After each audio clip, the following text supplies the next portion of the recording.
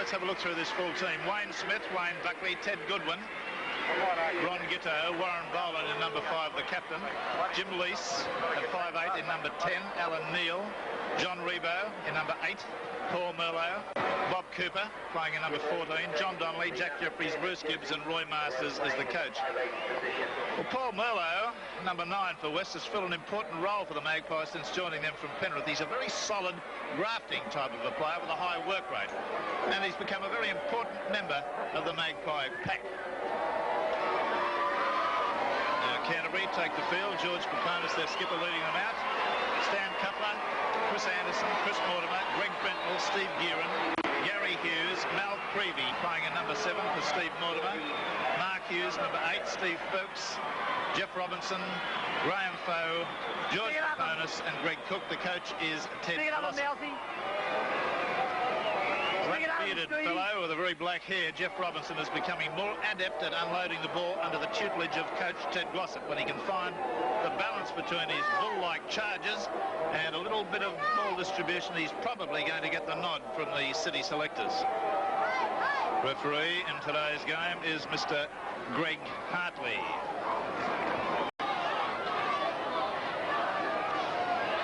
Always known as a very quick runner, not considered by a lot of footballers as a player with a lot of physical effort in him. A good play there from West as big Bob Cooper got the pass out to Buckley. Jeffries, out it goes along the line.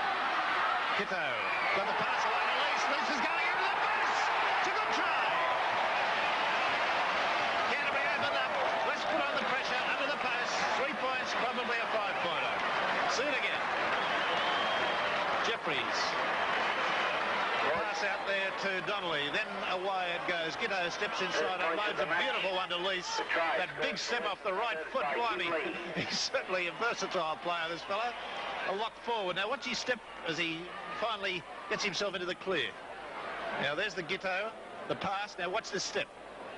You know, that's a bit more than your usual run-of-the-mill lock forward puts in. And he's playing 5'8" today. Very spectacular try. Good try. Well, I've not seen him kick this way before. Well, it's snaked in just inside the left-hand front. That's a 5-pointer. So after 6 minutes, West's 5, Canterbury. Oh, shocking pass that's been taken. It's been knocked on. The referee said the pass was forward anyway. It was a bad one. There's Paponis' 79 record and his 80 record. Scrums won 201 from 410 in 21 games in 80. Success rate 49%. 80 records. Scrums won 52 from 98. 53.1. Australian hooker and Australian skipper. There's a penalty against Neal again. Second time he's been pinged for an incorrect feed. There's no doubt about either one of them, neither. Steve Gearon from about 4 metres outside the quarter. He's about 22 metres in from the sideline. What a valuable player this fellow is. Look, 12 tries, 103 goals for 242 points in 26 games in 79. An 80 record after missing games. 19 goals from 24 attempts. Success rate 79.2. Splendid little player. That could be... well, Gearon's kick that time was a horror. Gone nowhere. Buckley's festooned in streamers, running around like a maypole over there.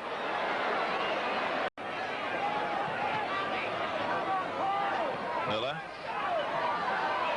Lovely pass to Gibbs, who's juggled it, but finally managed to control it. Lease. Cooper, he'll go in and score. There he is on the burst. Off the pass from Jim Lease. And that was so easy. Western Suburbs 8, Canterbury 0. See it again. Western Suburbs second try scored by Bobby Cooper. Now this was the switch of play with Lease going crossfield.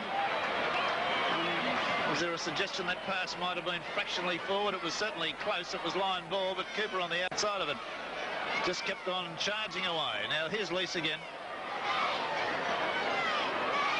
And you can see the big second rower who was replaced last week after injuring his knee against Eastern Suburbs. Not inconvenienced at all. A good try. Paponis got a lot of talking to do out there with this Canterbury side at the moment. Gitto's kick is successful. So then the scoreline after 30 minutes of play, Western Suburbs 10, Canterbury 0. Goodwin gets a pass away to Gibbs. Gibbs looks for support, gets it away, then to Merlo. Must be a try. Buckley in the corner. Well, no, the referee says he got it down. It just seemed to bobble around on his hands in the final moment. A little bit of embracing and kissing going on here, which doesn't all turn me on all that much. Gibbs, but he's well to get it to Merlo. Merlo's pass was a splendid one out there. Now watch Buckley as he goes down. No, it was okay. It was just the bounce of his body hitting the ground. He really ricocheted. That was the one that broke the camel's back, the Gibbs pass to Merlo, and he did so well. Wayne Smith, and nicely to Buckley. The young man really pounded in hard there. And they're tearing away with this game at the moment. They've got Canterbury on the ropes. Gitto, round the corner style, off a short run. Oh, this looks all right. That's a beautiful kick from the sideline. And there's the scoreline that now is a positive embarrassment to the Bulldogs. 15-0. Gitto.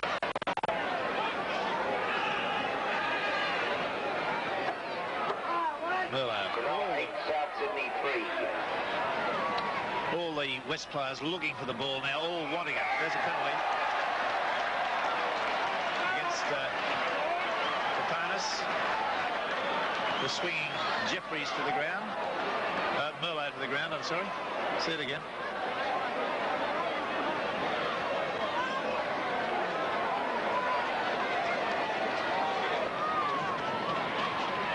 Gitto. Fourth attempt, 3 successes thus far. And a scoreline now that is getting into the class of a whacking 17-0.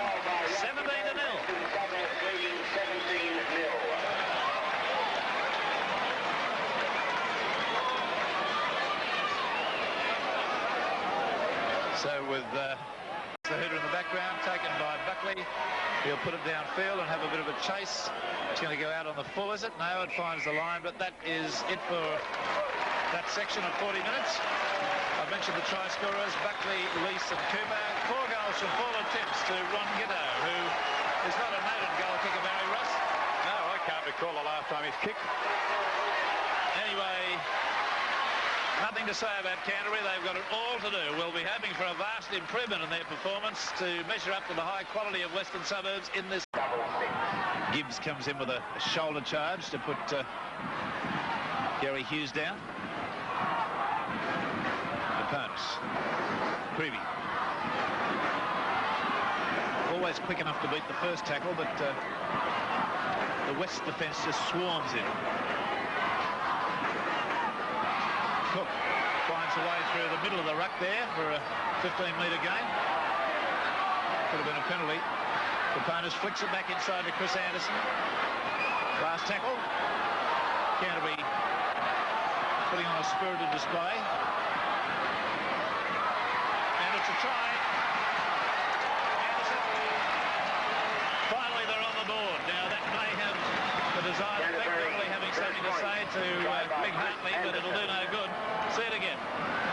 Not spectacular, but they all count the same. There was Cook. There could have been a penalty for holding there. Papanis, the flick inside to Anderson. Now watch as he gets to his feet. Maybe a bit more explicit from the head-on shot. We'll watch this one. Papanis saying, get up, get up, get up. He does and plays it forward. And as far as I'm concerned, from that angle, scored a legitimate try. We'll see it clearer from this angle. Watch him to his feet.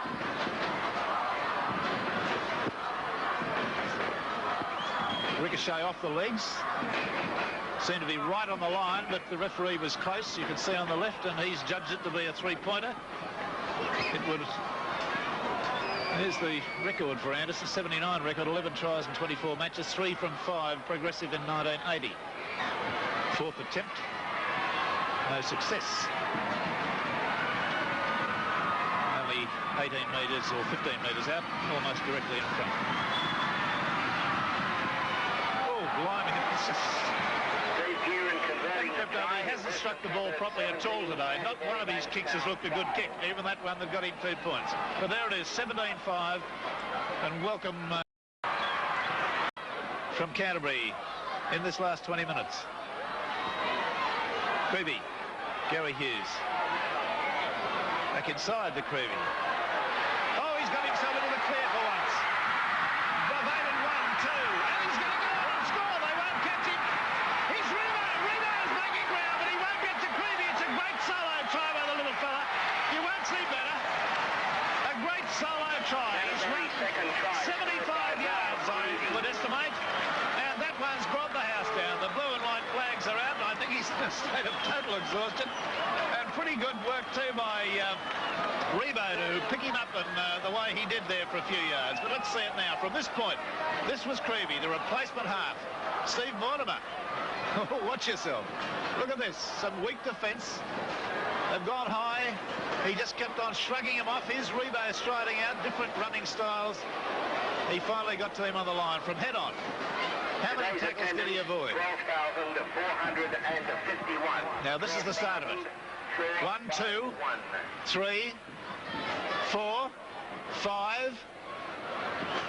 So he's beaten 5 Western Suburbs defenders. If we include Rebo, although Rebo was never going to stop him scoring, he's got through 6. Guerin kicks his foot hard into the boot so that he's got the toe cap nice and firm. This kick very critical. 5 metres inside the quarter, 13 metres in from the sideline, well within his range, but needs the work. And it is not going to get there. It's away to the right, and again, Barry Ross, he's not striking the ball sweetly, is he? No, not at all. Not the Steve Guerin of last year and probably early this year. Minutes. Let's see whether it's only a temporary thing. Get your breath back situation. Goodwin out to Gitto, hard to the ground.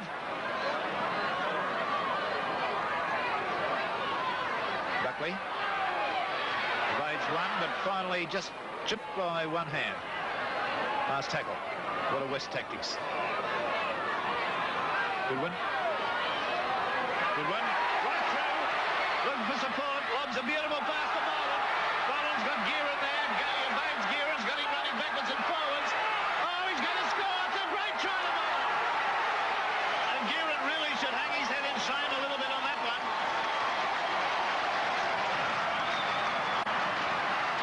Should really Boland turn him inside out. Now watch this for a classical bit of wing three-quarter running. And look at the break made by Teddy Goodwin, the man that nobody wanted. Lovely pass. Now watch this. He drops inside. Guerin wrong-footed. Outside again. Inside. And finally evaded him completely. And evaded everybody. Gary Hughes got to him on the line. You'll see that in and out situation I'm talking about, more graphically illustrated from head on. And there's the pass, well taken. Now watch this, the prop inside, then outside, then back inside, and really at that stage Guerin was like a corkscrew. And this is the record of Boland. 79 record, 8 tries from 21 games. Now can Gitto keep his record intact? I believe he may have. He has! 5 from 5, and that was a horrible kick. It rolled end over end, sideways, up and down, but they all count. 2 points. West.